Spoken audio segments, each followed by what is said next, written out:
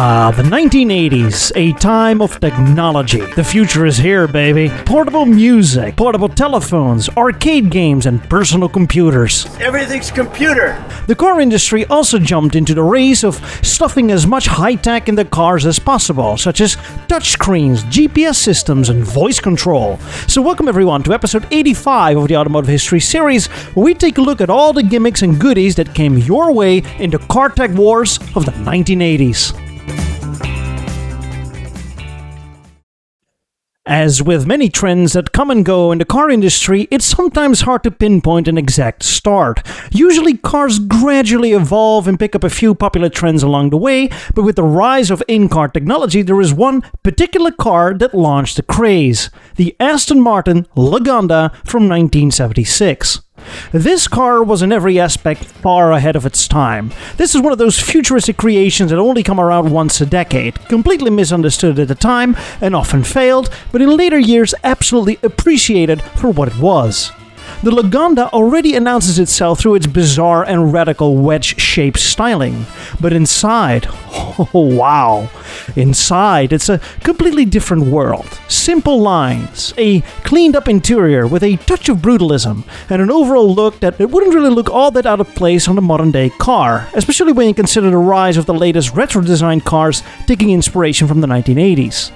But the pièce de résistance, or should I say the pièce de resistor, is its fully digital dashboard. A massive box is placed behind the steering wheel, and from a distance you might guess it's like a large TV screen, but upon closer look it's a layout of various LED displays behind a piece of glass.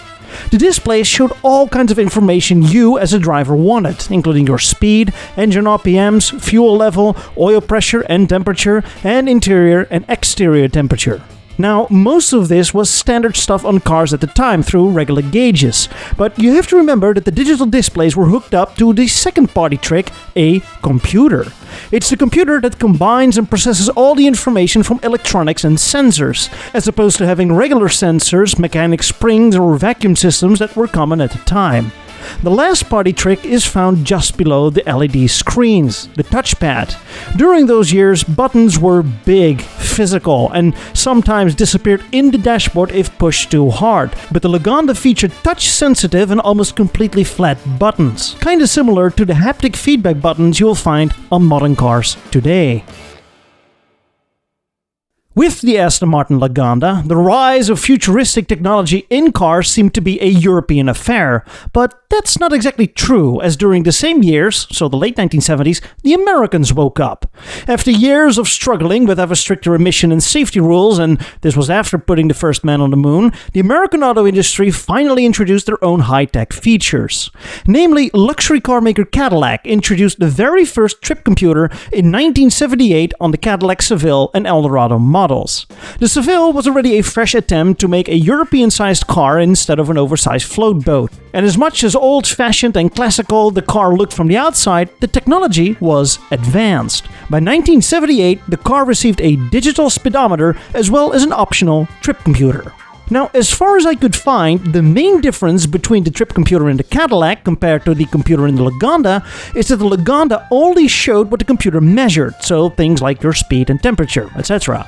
But the Cadillac trip computer went one step further in that it was an actual computer. It not only measured various things from under the hood, but combined this information, made calculations, and provided new information.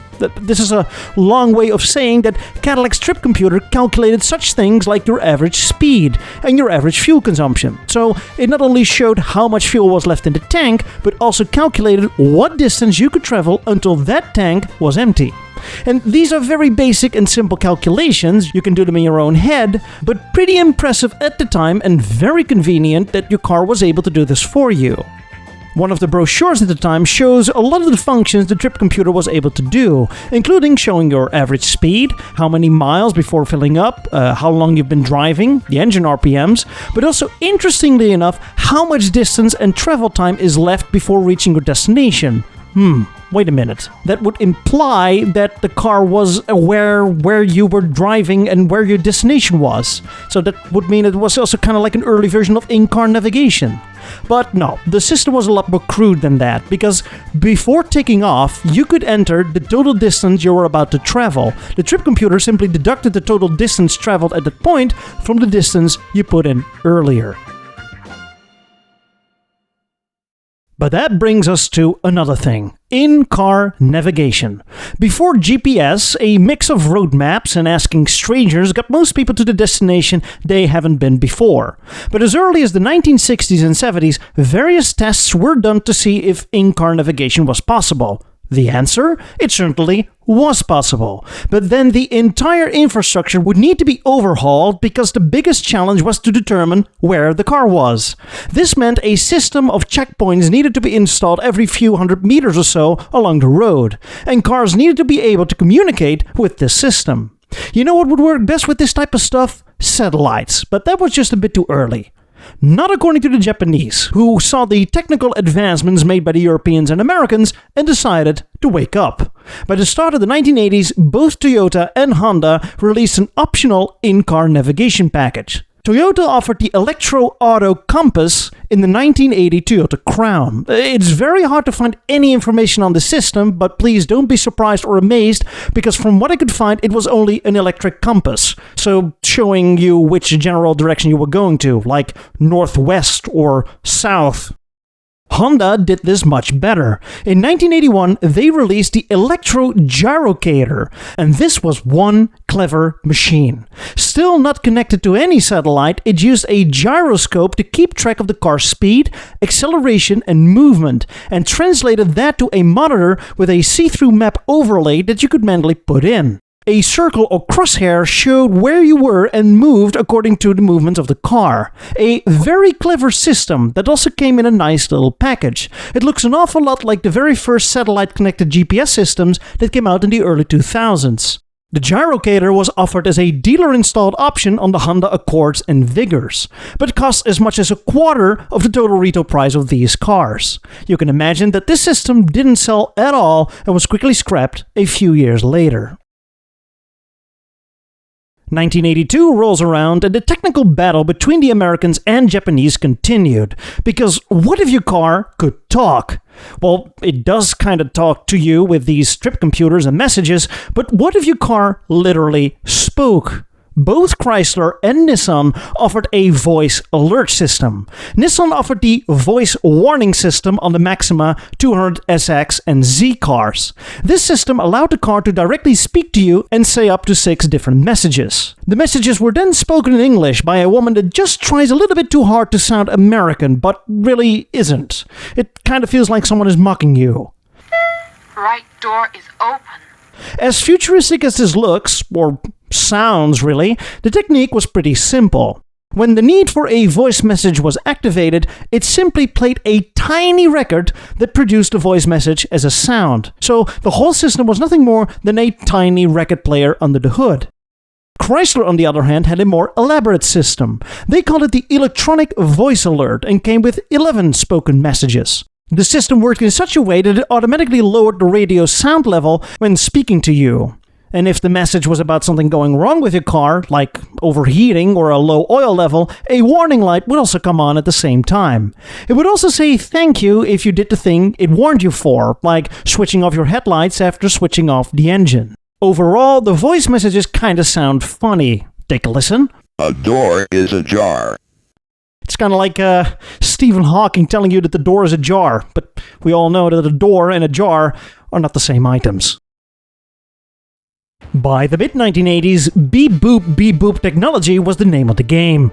If you didn't have a computer at the office, a personal computer at home, or at least something digital in your car, you were a sucker. The car industry jumped in on the tech trend. The Europeans mostly worked with stuff under the hood, think of engine management systems, computer-controlled fuel injection, and advanced braking systems. The Japanese just tried to see how far they could go with the technology, like in-car navigation, advanced stereos, and head-up displays, and the Americans only asked themselves if it would look good in the brochures, just to show off. Think of digital dashboards and touchscreens.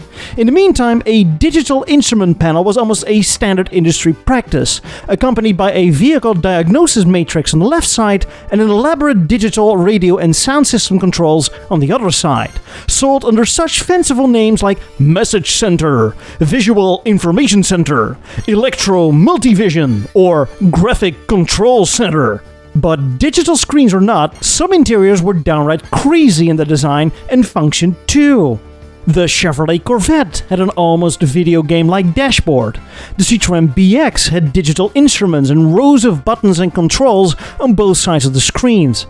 The Pontiac 6000S had buttons integrated in the steering wheel. And the Subaru XT5, already one of the most 80s-looking cars to come from the 80s, had two button-filled wings sticking out on both sides of the steering wheel, attached to the steering column, meaning that it moved up and down with the steering wheel when you wanted to adjust it. And also the graphic design of the instrument cluster almost looks like it comes from a video racing game. You see an image of a car on a road leading to infinity with a bar on both sides, one for RPMs and one for turbo boost. And you know an industry trend is really a craze when Hollywood picks up on it. Because nothing screams technology more if the movie industry convinces you a car is able to talk and drive itself, or even better yet, travel through time. Yep. The future is truly here. By the mid-1980s, it was once again the Americans that brought the tech wars to an even higher level. In 1986, Buick released the Riviera personal luxury car, which came with the Graphic Control Center, a pretty sizable screen placed in the center of the dashboard. Now, this screen included a trip computer, as mentioned earlier in the video, as well as climate control, stereo, and car diagnostics. But guess what? This wasn't just an information screen. This was a fully functioning touch screen. That's right, a touch screen. These days you can't get around a touchscreen in cars, but wouldn't you know it, Americans already had them 30 to 40 years earlier. The GCC was a 9-inch CRT display covered by an invisible mylar switch panel that used transparent conductors that were row and column encoded to perform a specific function on a particular page, and that had been in development since 1980. And can it be any more advanced than this? Well, as the 80s progressed, sure enough, new technologies were developed by the Japanese. By the late 80s, the compact disc, or CD, rose in popularity and also found its way into cars. Although a few CD players were available on the aftermarket, both Lincoln and Toyota introduced CD players into cars, where Toyota went even one step further. In 1987, Toyota offered a CD-based in-car navigation system on the Crown model, and you can see it right here. The car comes with a little screen showing a map in color, kind of in the way that we're used to it today. A year later, both Nissan and Oldsmobile introduced the very first head-up displays. A head-up display is information like your speed or RPMs projected on the front windshield in your field of view, allowing you to not take your eyes off the road to look at the speedometer in the dashboard.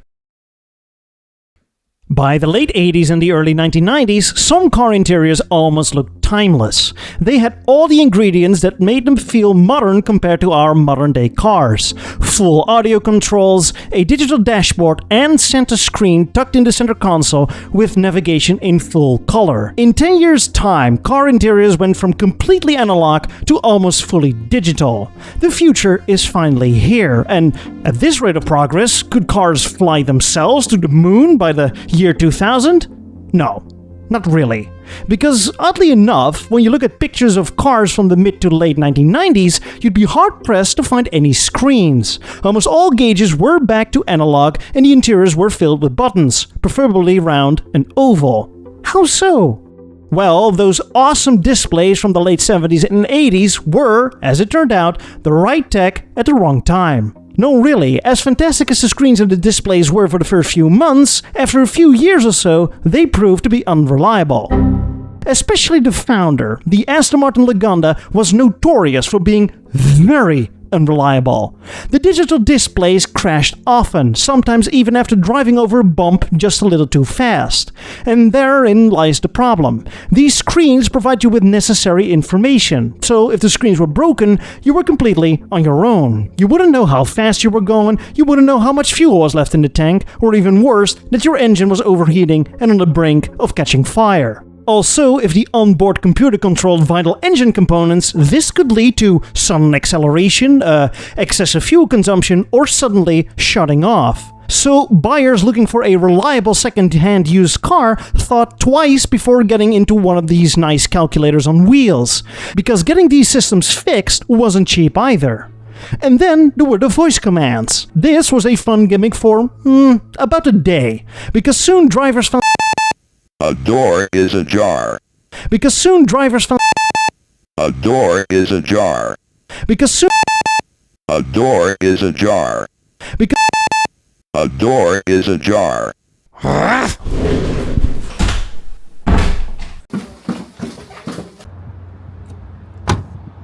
Thank you. Because soon drivers found the voice messages to be very annoying. Every little thing you did wrong or forgot was immediately criticized by this robotic voice. After purchase, many people went back to the dealer to have it disconnected or removed entirely.